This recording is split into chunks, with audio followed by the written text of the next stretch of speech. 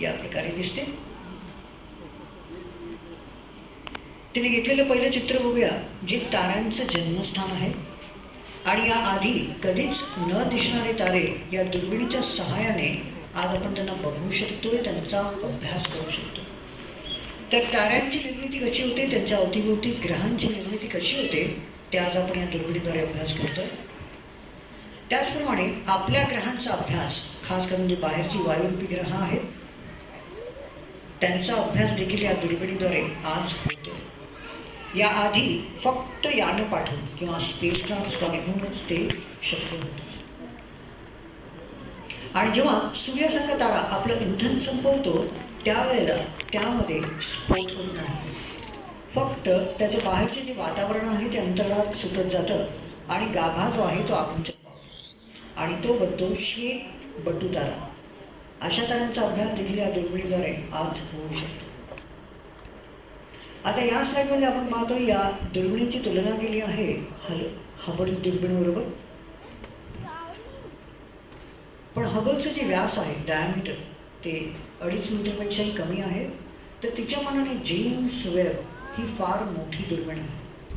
तर स्वाभाविक रूपे ती जास्त दूरपर्यंत अंतराळात बघू शकते.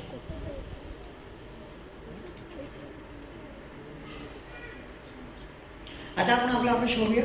आणि सर्वप्रथम आपण इथे बघू शकतो, संध्याकाळी 8 वाजता चंद्रोदय आहे आणि आजचं नक्षत्र आहे कृत्तिका. त्यानंतर आपण आता थोडं उत्तरेकडे बघूया. इथे 5 तारे दिसत आहेत 2 त्रिकोण बनवताना. हा तारकासमूह आहे शर्मिष्ठा किंवा कॅसिओपिया. आकाशात सप्तर्षीचे तारे नसताना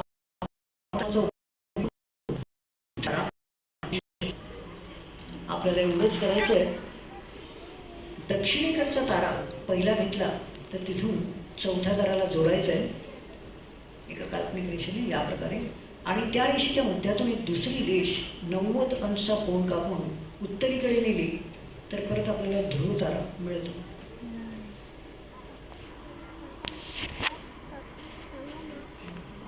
त्यानंतर इथे थोडं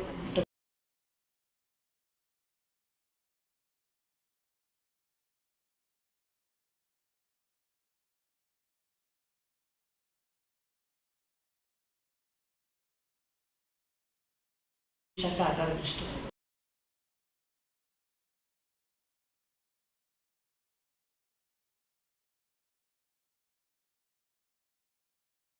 आहे आपल्या आकाशगंगा दीर्घिकेचं केंद्र, गॅलेक्टिक सेंटर, जिथे एक मोठा कृष्णविवर किंवा ब्लॅक होल आहे असं कळालं. आणि त्या black होलचा photo radio दुर्बिण event horizon तो हा.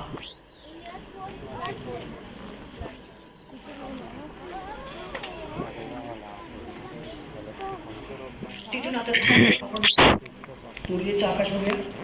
मध्यपूर्व आकाशात असलेली स्वरमंडल नामक तारासमूह, लायरा कॉन्स्टलेशन, ज्यामधला सर्वात ठळक तारा आहे अभिजित वेगा. या तारकासमूहामध्ये या इथे दुर्बिणीतून पाहिल्यावरती एक तारा दिसतो ज्याने आपलं बाहेरचं वातावरण सोडून दिलं आहे आणि पृथ्वीवरून पाहताना तो भाग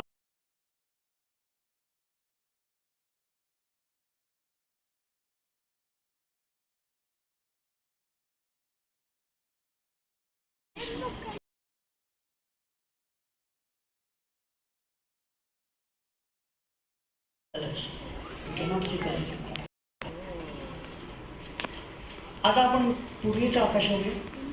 इथे 4 ठळक तारे दिसत आहेत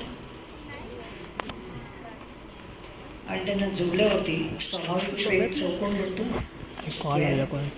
म्हणून त्याला स्क्वेअर ऑफ पॅगॅसस असं म्हणतात. महाअश्वचा चौकोन.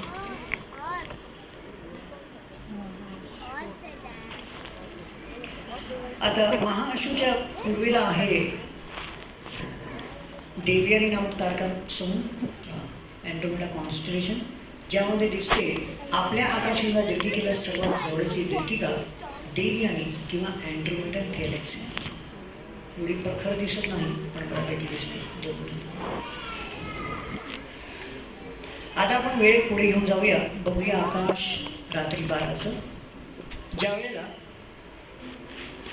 मध्य पूर्व आकाशात असेल गुरुग्रह आणि क्षितिजेवर असेल मंगळ, आणि त्यावेळेला बरोबर डोक्यावरती असेल पहिली राशी मेष किंवा एरीज. या राशीमध्ये जे 2 ठळक तारे आहेत त्यांना एकत्र धरून भारतात अश्विनी नक्षत्र म्हणून ओळखलं जातं.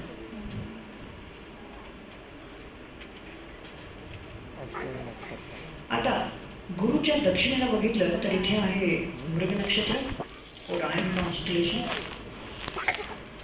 हे जे 4 ठळक तारे दिसत आहेत ते मृगाचे पाय आहेत. उत्तरीकडे 3 तारे आहेत ते मृगशीर्ष आहेत, डोकं आहे त्याचं.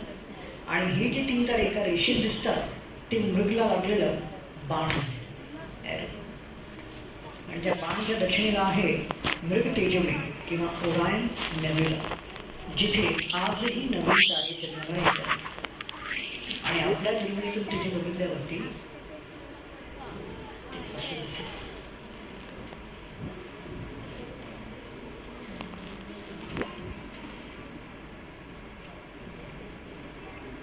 आता आपण या 3 ताऱ्यांचा उपयोग करून अजून काही तारे ओळखू शकतो. तर त्यांना जोडून ती रेष आधी आपण पश्चिमेला पुढे घेऊन गेलो तर इथे एक लाल तारका दिसते, रोहिणी नक्षत्रातली तारका आहे ती. आणि त्यानंतर आपण पाहिलं इथे तारांचा गुच्छ आहे कृत्तिका, 7 सिस्टर्स, 3 आईज. दुसऱ्या डोळ्यांनी फक्त 3 ते 4 तारे दिसतात आणि उजवीकडे किती तरी अजून दिसून येतात. आपण परत एकदा तेच 3 तारे धरूया. यावेळेला त्यांना जोडून ती रेष आपण पूर्वेला पुढे घेऊन गेलो ईस्टला तर आपल्याला मिळतो रात्रीच्या आकाशाचा सर्वात ठळक तारा व्याध किंवा सिरियस. आता इथे एक चुकीची समजूत आहे. बऱ्याच लोकांना वाटतं की रात्रीच्या आकाशाचा सर्वात ठळक तारा आहे तो आहे ध्रुव तारा, पोल स्टार. नाही, तो सिरियसली सिरियस आहे.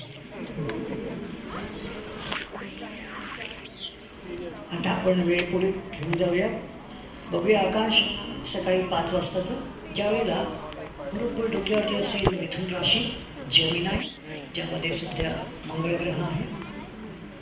आणि हे जे 2 तारे दिसत आहेत ते पुनर्वसू नक्षत्र म्हणून ओळखले जातात. आणि त्यांच्या समांतर पॅरलल थोडं दक्षिणेला अजून एक ताऱ्यांची जोडी आहे.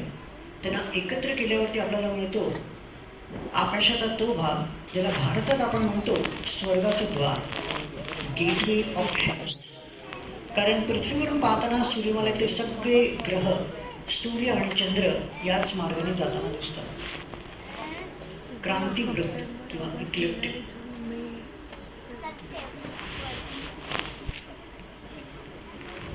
त्याच वेळेला मध्यपूर्व आकाशात असेल सिंह राशी, ज्यामधला सर्वात ठळक तारा आहे मघा. ते उलटा प्रश्नचिन्ह दिसतं, त्याच्या मागे किंवा पूर्वेला काटकोन त्रिकोण.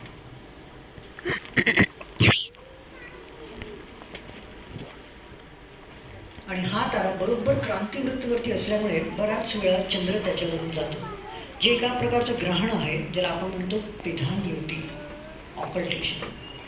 आणि त्यानंतर थोड्या वेळाने सूर्योदय होईल आणि नवीन दिवसाची सुरुवात.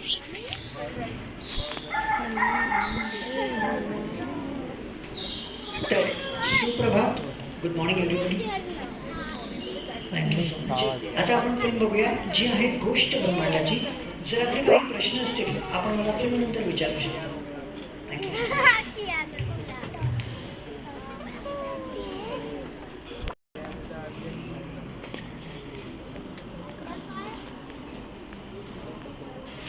रेकॉर्ड बसायचं.